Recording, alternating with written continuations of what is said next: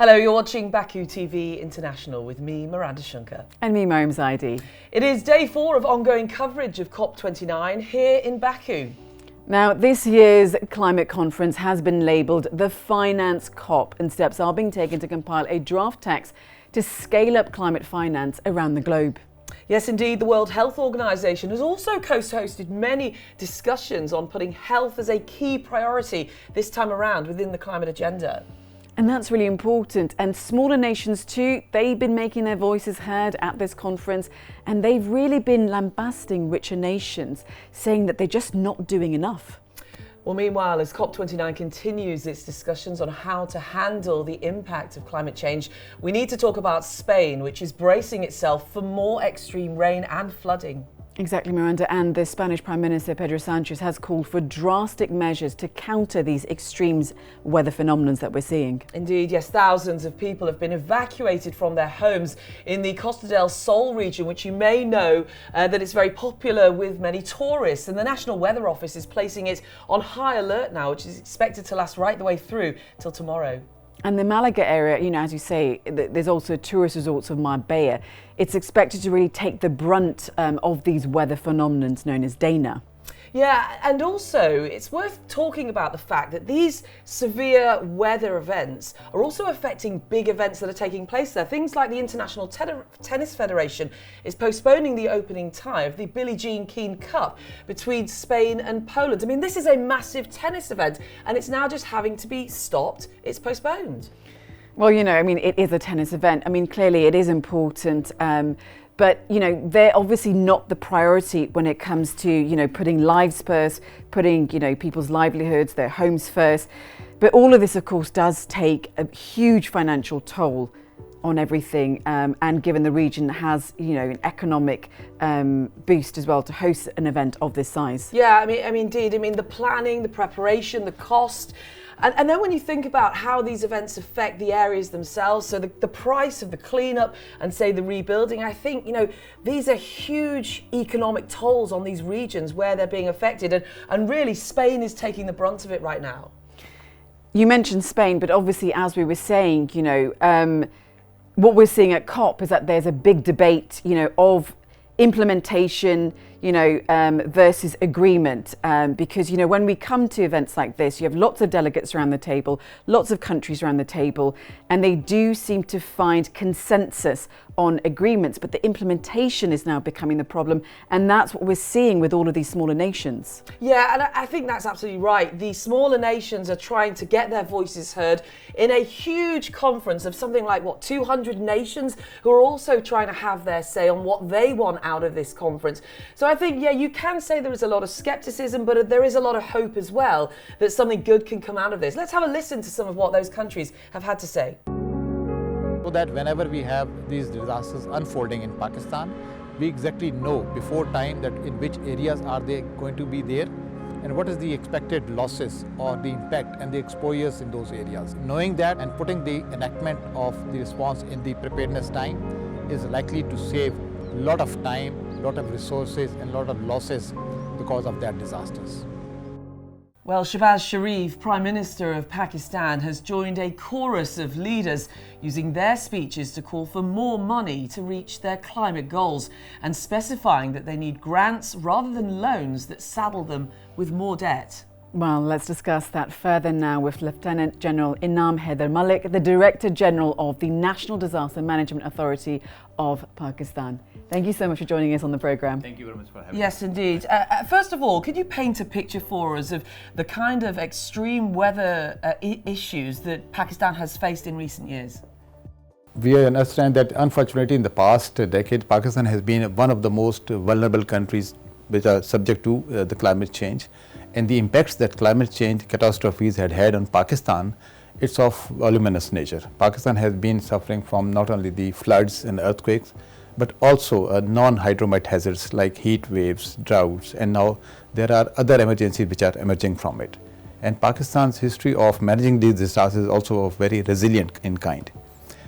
Being a very small, humble economy, we have also struggled in our resources, but we have also galvanized and showcased our performance to become a very responsive nature, which is aligned with the United Nations and other formal networks. But do the mechanics of COP work for Pakistan and work for smaller nations like yourselves? Yes, we have understood. Pakistan has been advancing the lead initiatives of global stock takes and loss and damages fund since the COP27, and then the last COP28 it was formally accepted, and it's a great success for Pakistan's narrative because we were the ones who had suffered immensely after the losses of floods in 2022, and thereafter Pakistan has also been a spokesperson of all these developing nations which have been subjected to similar kind of these disasters.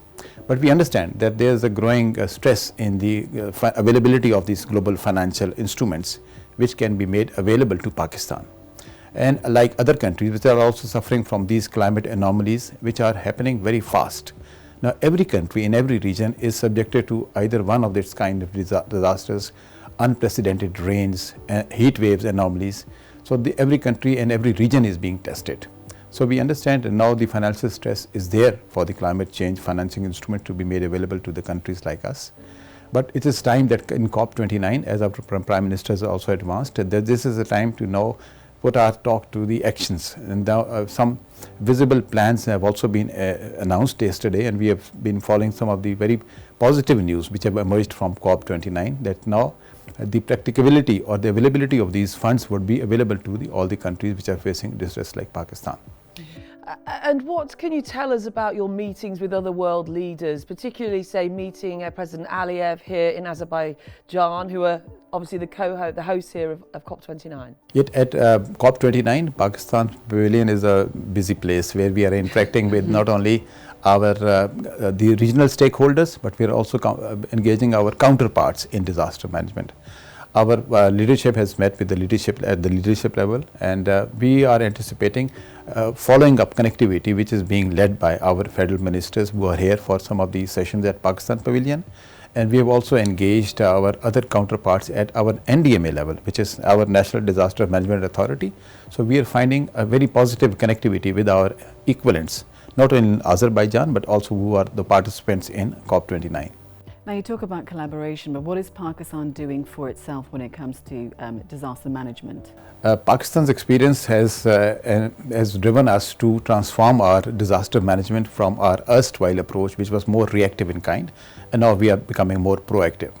Now we found that to be more proactive, we needed two primary things. One is an early warning capability, so that we can project our trajectories of future disasters well before time.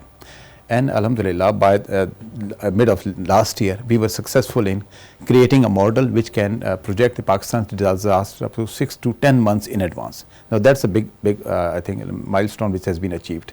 Second, we collaborated with our educational institutions, the universities and our academia, which has lots of information and knowledge about the disaster management.